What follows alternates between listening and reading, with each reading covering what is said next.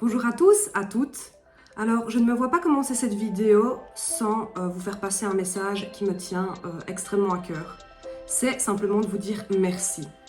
Merci parce que vous m'avez apporté un soutien juste incroyable. Vraiment, vous n'imaginez pas tous les sentiments positifs que vous m'avez amenés par le biais de vos messages, vos commentaires, vos partages. Vraiment, j'ai reçu des messages incroyables, littéralement incroyables. J'ai vraiment du mal à croire tout le soutien dont vous avez pu faire preuve. Et pour ça, je tiens à vous remercier juste du fond du cœur. C'est sincère.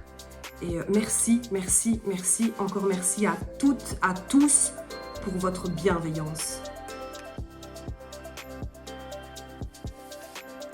Alors voilà la suite de mon témoignage donc pour BuzzVie. J'ai reçu des tonnes de commentaires, des tonnes de messages et je me suis rendu compte qu'il y avait une question qui revenait beaucoup. C'était de savoir si j'avais déposé plainte ou pas. Et c'est une question qui est revenue des centaines de fois parce qu'effectivement c'est quelque chose dont je ne parle pas dans mon interview. En réalité j'en parle, c'est juste qu'au montage visiblement ça n'a pas été... ça a été coupé plutôt. Et du coup, je fais cette petite vidéo pour vous expliquer de A à Z tout ce qui s'est passé à ce niveau-là. Alors il faut savoir que après ma première plastie, vous savez la première qui se passe très mal, où je me dirige vers les urgences, où je suis reçue par une gynécologue juste immonde hein, qui fait du grand n'importe quoi, je décide de contacter l'hôpital et je décide de contacter le directeur médical. Je lui écris réellement une tartine.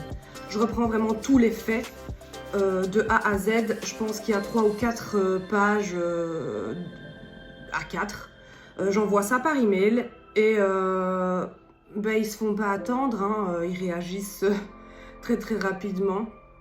Et donc ce monsieur me téléphone et me propose de me rencontrer au sein de leur hôpital. Donc je vais jusque là. Alors il faut savoir que en partant, je suis stressée parce que je sais pas vraiment comment ça va se passer. Je sais pas ce que je vais pouvoir dire. Je sais pas comment on va m'accueillir. Mais j'y vais.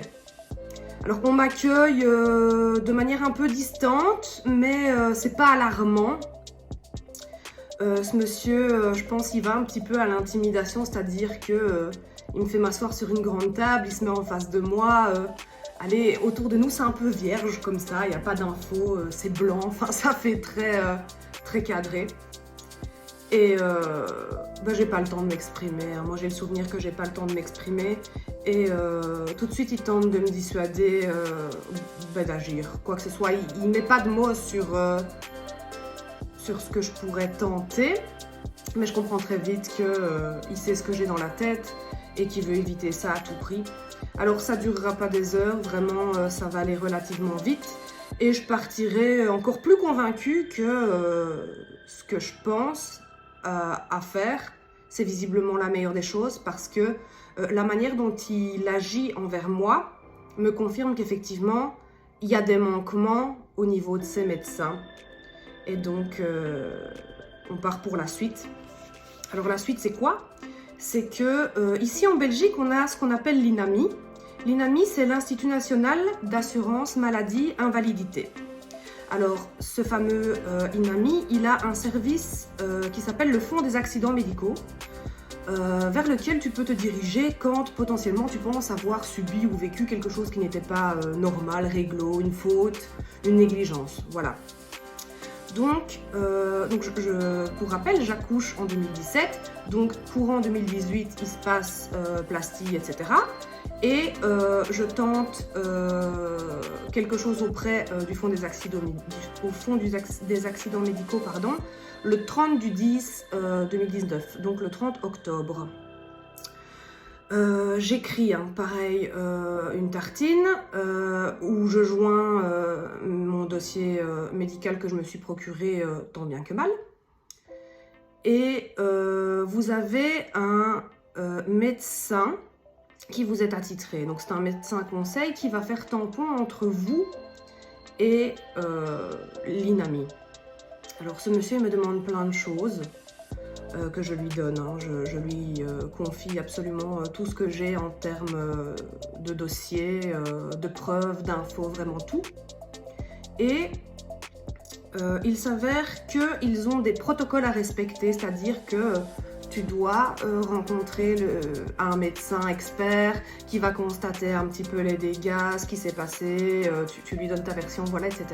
Alors on est en 2019, rappelez-vous, en 2019, épidémie Covid. Ce qui fait que je ne me ferai jamais convoquer à cette fameuse visite médicale, ce que je trouve purement aberrant. Et donc on me laisse comme ça en errance.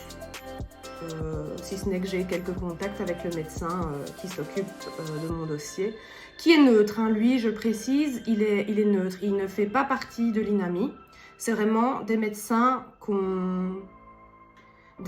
à qui on confie le dossier, qui n'ont rien à voir avec l'INAMI ni avec moi. On ne se connaît pas, je ne l'ai jamais vu. Et le 21 septembre 2021, c'est-à-dire à l'après d'un mois, 2 ans plus tard, je reçois la réponse de l'INAMI.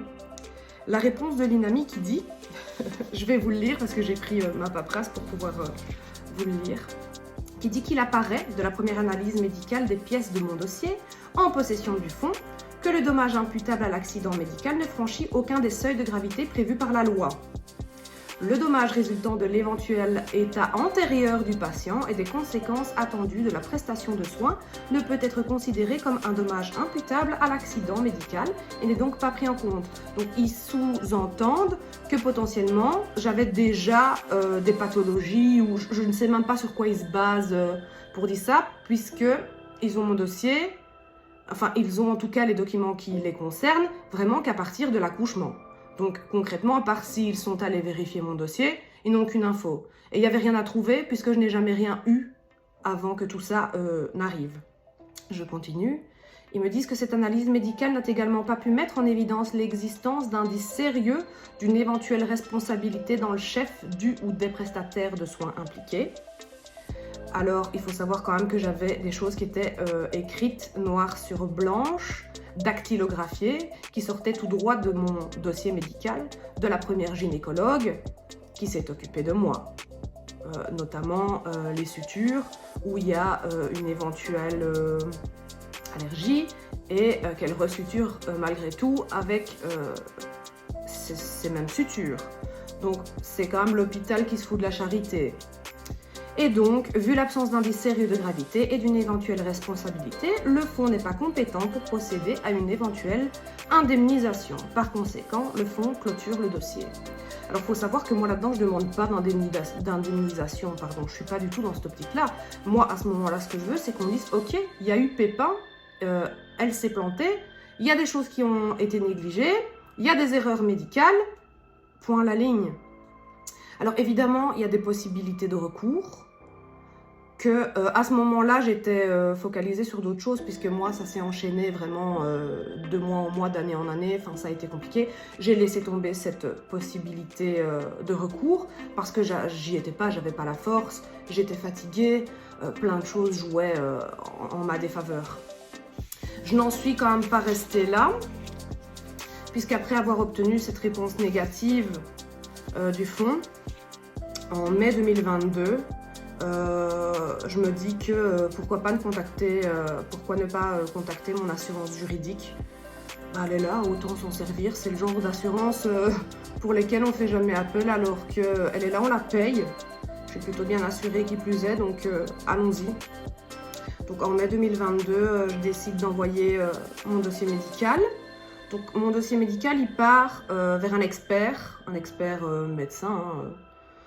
Et eux, ça va vachement plus vite d'un coup. Et donc je remets mon dossier fin mai. Et le 16 juin, je reçois une réponse déjà de la gestionnaire de dossier qui me dit que personne n'a été mis en cause. Il n'y a pas de faute de la part du médecin. Et la gestionnaire me dit clairement, madame, vous vous faites du mal pour rien, arrêtez. Arrêtez parce que, on sait bien, c'est connu chez nous, les médecins sont extrêmement protégés.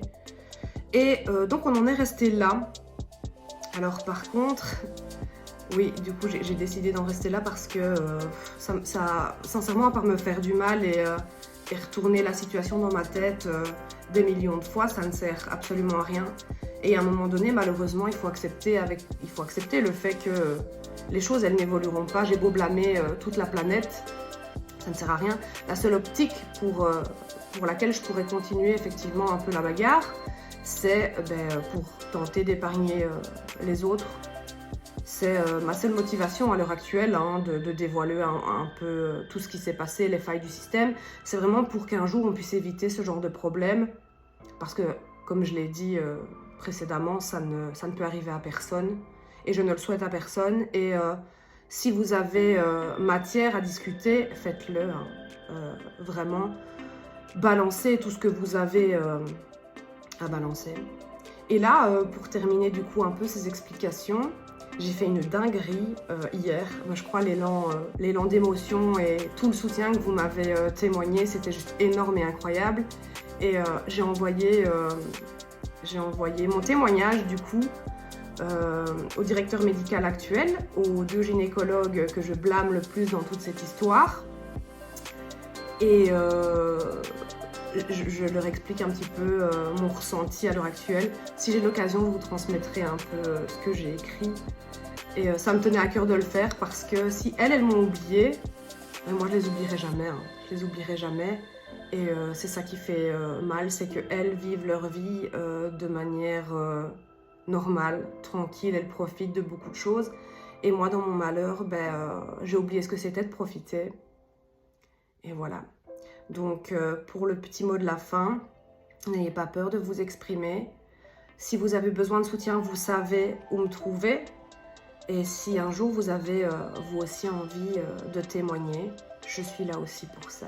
Je vous fais plein de gros bisous et je vous dis à bientôt. Et si tu as envie de me contacter, tu peux me contacter en message privé sur Instagram, tu peux me marquer dans un de tes commentaires ou tu peux aussi me joindre par email. J'ai visé un peu court @hotmail.com, pas de ponctuation, pas d'espace, pas d'accent. Voilà, j'attends vos messages et je vous fais plein de gros bisous.